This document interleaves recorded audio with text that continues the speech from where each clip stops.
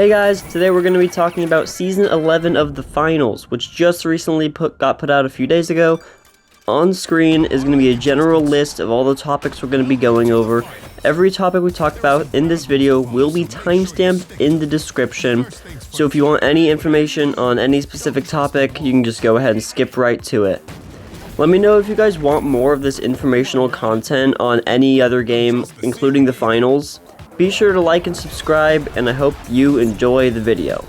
The first thing that Embark added is a new map called Galaxy Estates. It's a futuristic map that takes place in space. It's a five-zone map.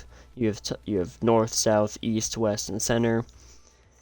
A lot of the maps are like that. This map came along with a new sponsor as well called Cometa. A lot of the stuff is just I'm gonna be a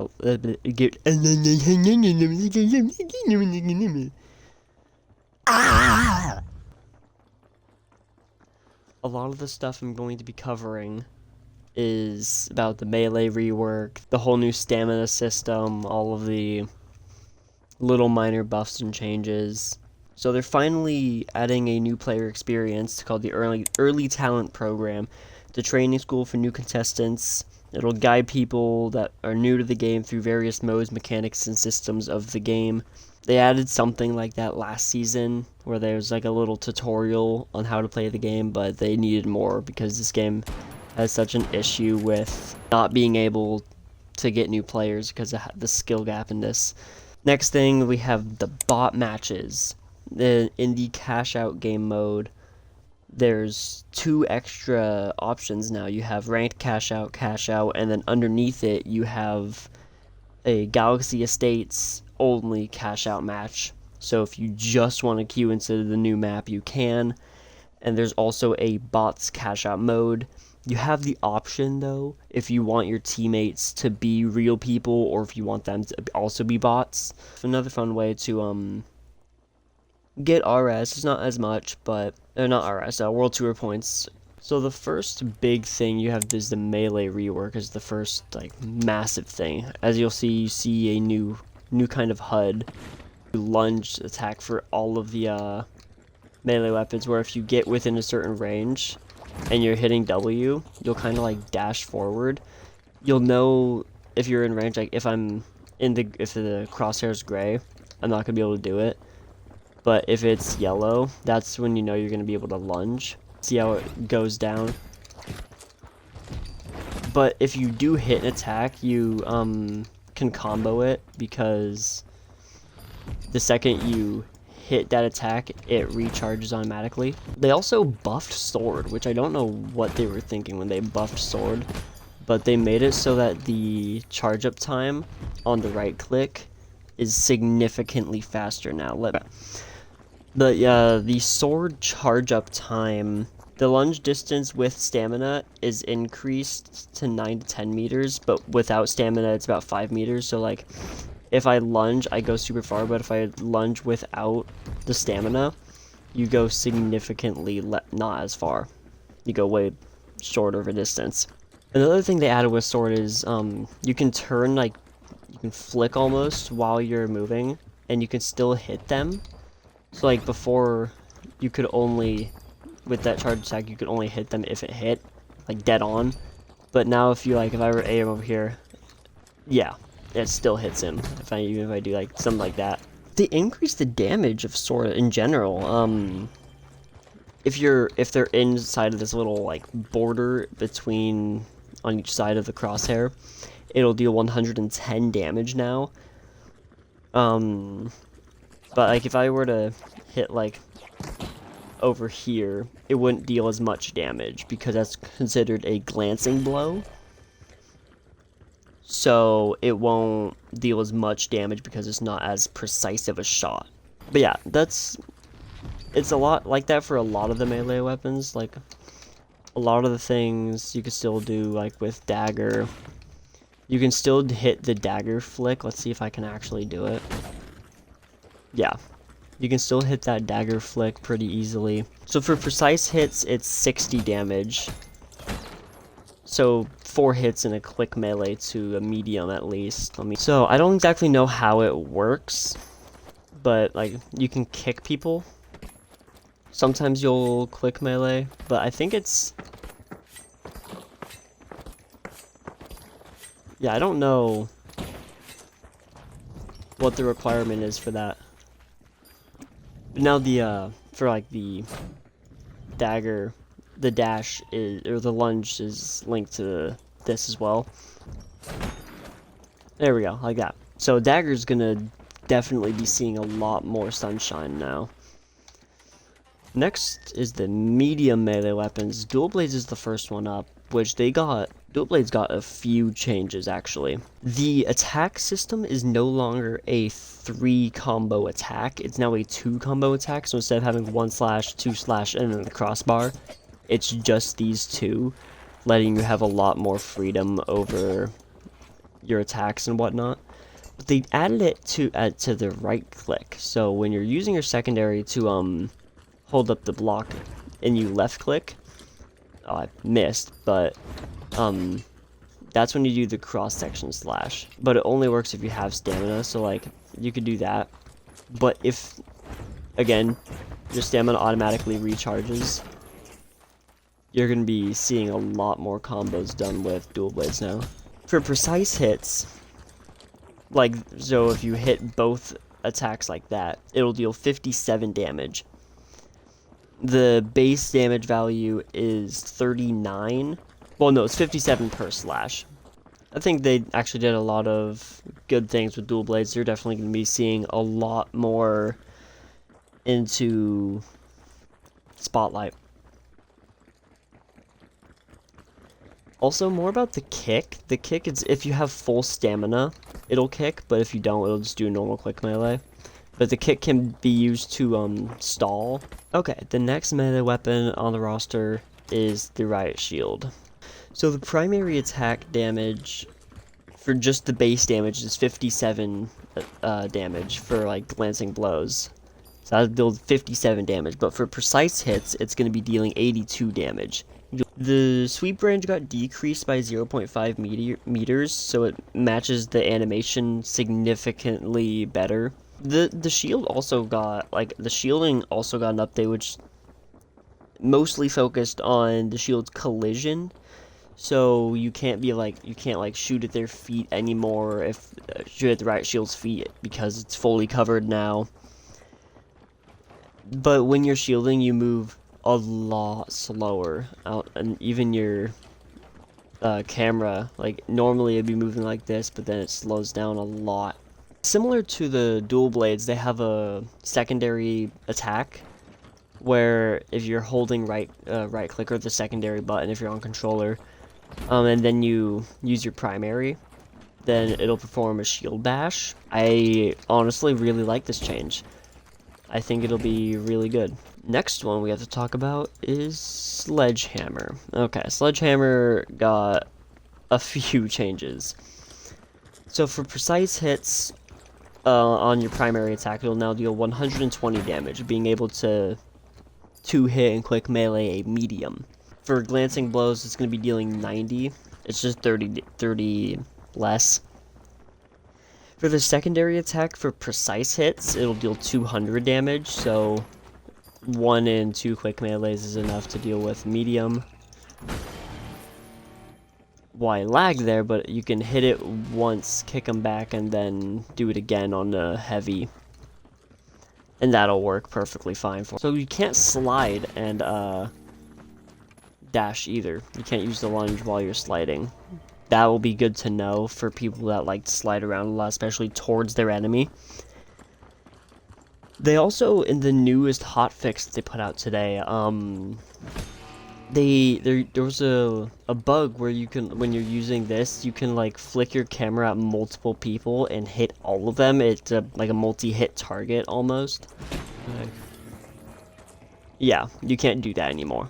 Our final melee weapon to talk about is Spear. Spear got, for precise hits, it's going to deal 74 damage, so just a little bit less than the glancing blow of the Sledgehammer. But for glancing blow, you're going to be dealing 55. Although it's really hard to get glancing blows with melee weapons, especially spear, because it's such a precise based weapon already.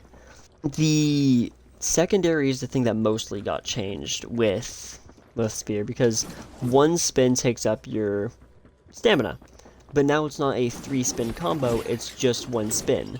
But you can chain it together as you hit them because your stamina refills, so I can just go, it'll constantly keep refilling, but it'll provide you with a lot more freedom when you're gonna do combos like this or something, where you can right click them and then left click. Yeah, almost half the heavy's health is gone, and you get the point. But the first spin deals 75 damage, so that was enough to kill him. But the first damage deals 75 spin, or first spin does 75 damage, the second spin does 100 damage, and then the third spin does 126 damage. Although the spins, as they go longer and you chain them together, they take longer. The first spin takes 0.8 seconds, the second spin takes 0.75 seconds, so actually a little bit less. And then the third spin takes 1.1 seconds, so a little bit more. And I think that's all the melee weapons we have to talk about.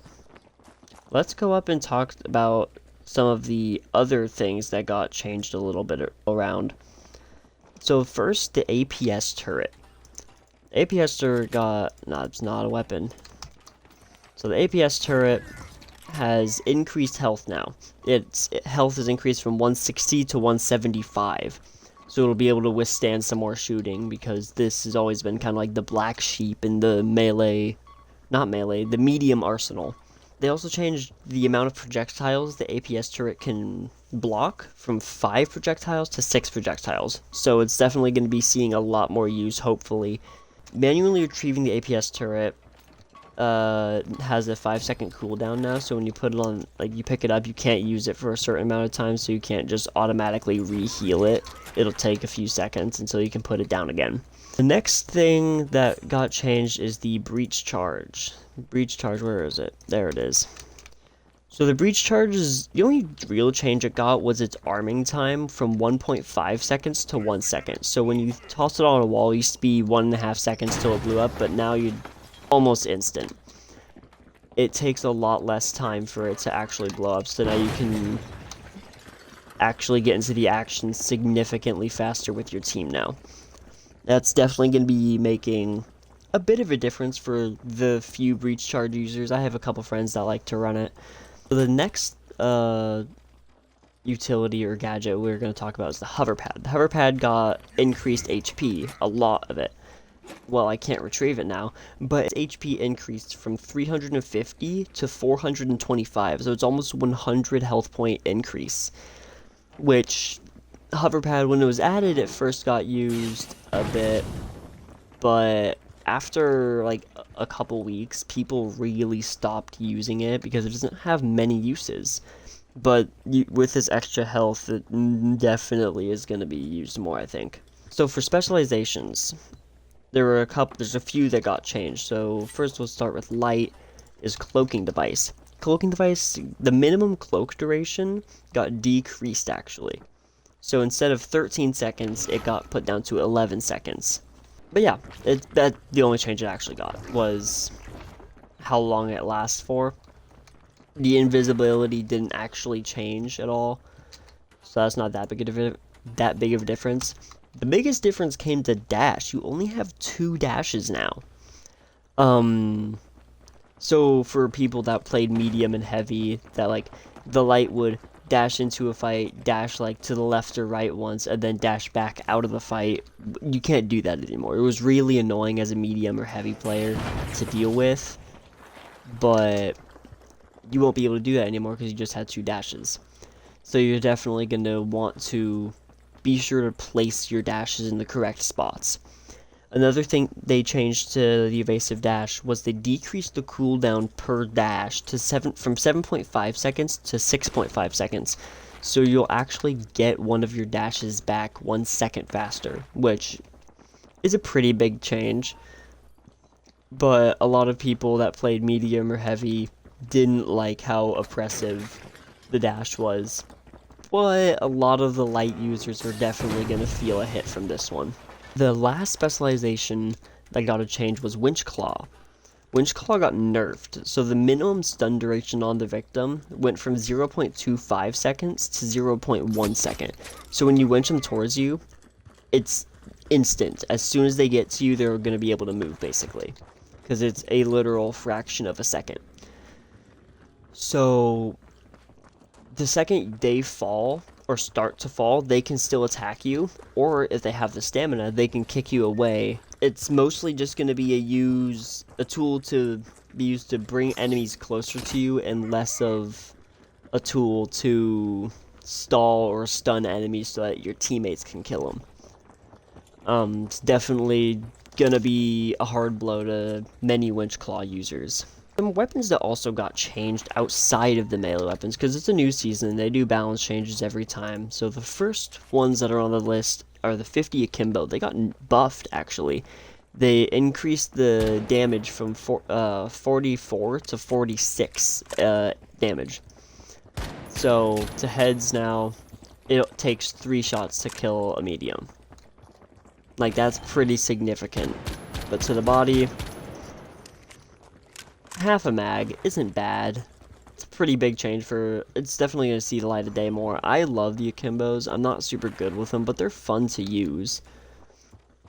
The next thing that got changed on this list is the 93R. It got nerfed. They decreased the damage from 25 to 24, but they did increase the ammo count from 21 bullets to 27 bullets. So it's a pretty even trade-off, I'd say, because 93R is definitely still overpowered. I don't really like it. I don't use burst weapons a whole lot. I'm not the biggest fan of burst weapons, but I'm not going to deny and say that it isn't a good gun, because it's still insanely ridiculous when you're shooting at them. That is, if you can hit your shots and you're not lagging, which I'm doing both right now. I can't hit my shots and I'm lagging, so. Next weapon that's on the list is the FCAR. The FCAR got nerfed a little bit. When they buffed it during Season 10, that was a big issue, because a lot of people started using the FCAR again, and it was absolutely dominating. So they decreased the fire rate from 540 rounds per minute to 530 rounds per minute. So it's going to be shooting a bit slower now. Definitely going to make a change to how many people use it and how people use it. The next gun that got changed was the KS-23. So the KS-23 actually got a buff, which is pretty good. It's been needing a buff for a little bit, in my opinion. But it got its damage increased from 100 to 110. So it's definitely dealing a lot more of a punch now. The damage fall off multiplier got decreased also. So it's went from 0.7 to 0.64, which means it's not going to be used as much of a sniper anymore, and definitely more of a close range based weapon, because people are using it at long range, so it's not going to deal as much damage at long ranges anymore. Next gun is Minigun, one of the most interesting weapons to use in the game. They decreased all of the dispersion in all aim states by 10%, so it's gonna be a bit more of a tight spread now, and a lot more accurate. They decrease how aggressively dispersion scales up also when the camera's moving around quickly. So if you're like moving your camera around a lot, the dispersion won't speed up as fast, because when you're doing that, it does disperse it a lot more. But they also increase the environmental damage from 30 to 35, which means if you're using a minigun and like the cash out's on a floor above you or something, you can just kind of spray at the ground and it'll break open, which is pretty nice. When I'm using minigun, that's usually what I like to do. I like blasting open walls, even if there's a door. I still like to. Next thing that got changed is the Model 1887. It got a buff, which I'm very happy about as somebody that loves to play the Model 1887. it got buffed because the pellet damage, so each pellet's now dealing 13 damage instead of the original 12. Model has definitely been, I don't know how to put it. It's always been a good gun. It's just there's always been so few players that actually use it. The next gun that got buffed is the Pike 5.56, which has always been considered the worst gun on medium. The Pike isn't even bad. It's just you have to know how to use it right.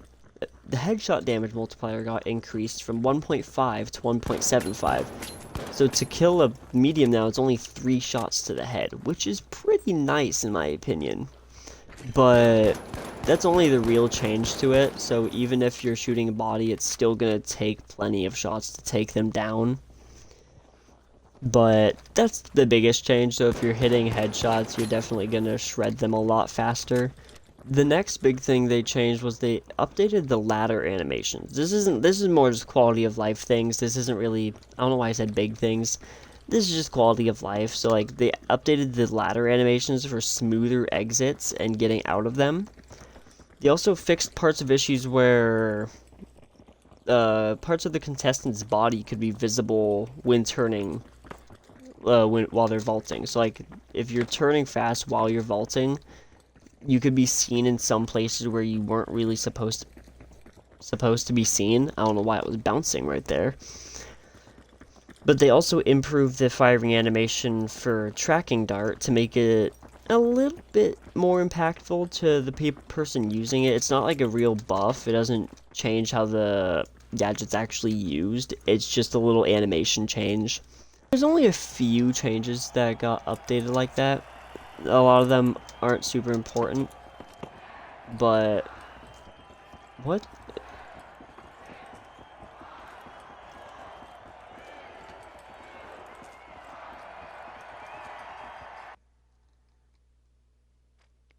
What? I'm sorry.